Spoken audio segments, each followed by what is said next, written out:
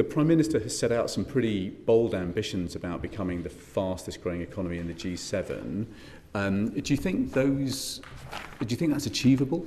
What we need to look at are the structural drivers of growth and look at them both in the past and what's being done today to affect those. So a key driver of growth are public and private sector investments. GDP, as you know, can be broken down in terms of business investment, government investment, consumer spending, net exports, and we have historically underinvested in the public sector, and we are 28th in the OECD in terms of private sector investment.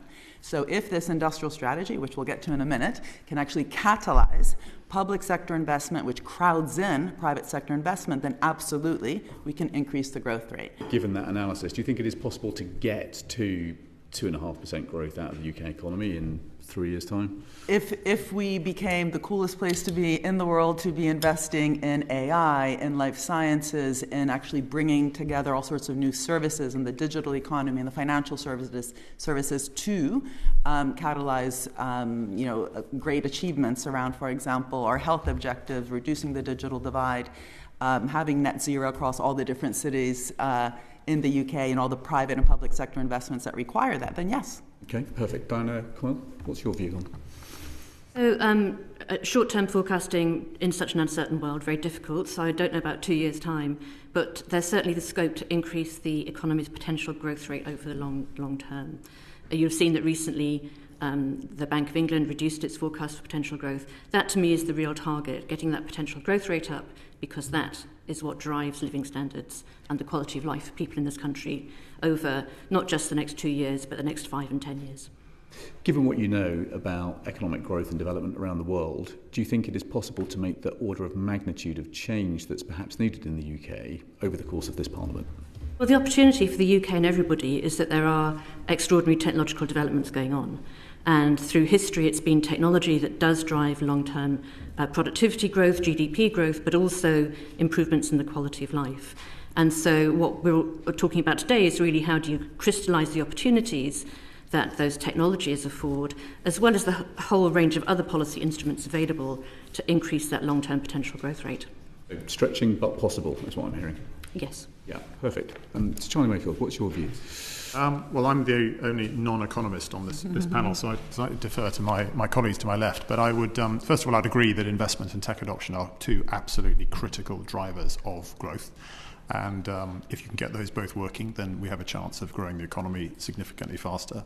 But I would add a third really critically important aspect, which is adoption.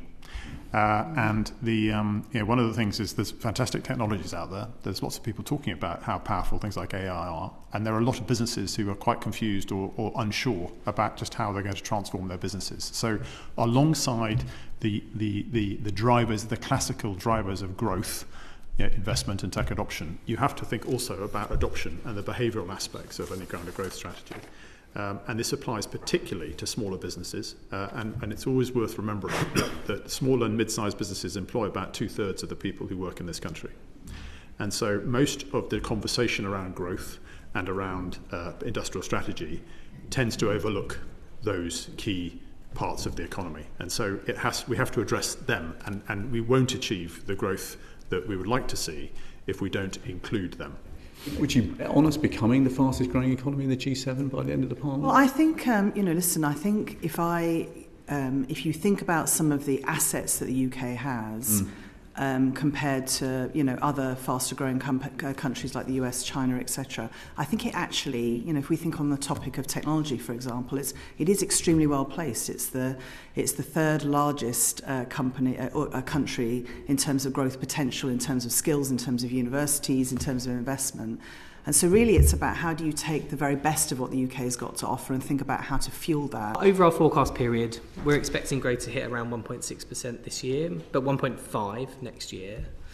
And beneath that, lots of the debate gets stuck on the top line rate for GDP growth, but the figure that we're kind of more interested in on a day-to-day basis is the business investment rate. And so we think it's about 2.4% this year, but we think it could be 2.1% next year. And so if we're trying to assess, as I heard you were talking to Claire Barclay about getting to kind of G7 competitiveness levels, so 3, 4, 5% over parliamentary term, that is going to be a big leap. And I think we should be honest about that. The only way to get to that top line level, to getting to 3, 4, 5%, is to get the underlying business investment rate higher and faster. And so, do I think it's achievable? Yes. Do I think sometimes the debate focuses too much at the top and not enough necessarily at the business investment level below? Also, yes. It's going to take a bit of a lift from government and business. I think that's important to say. It's doable.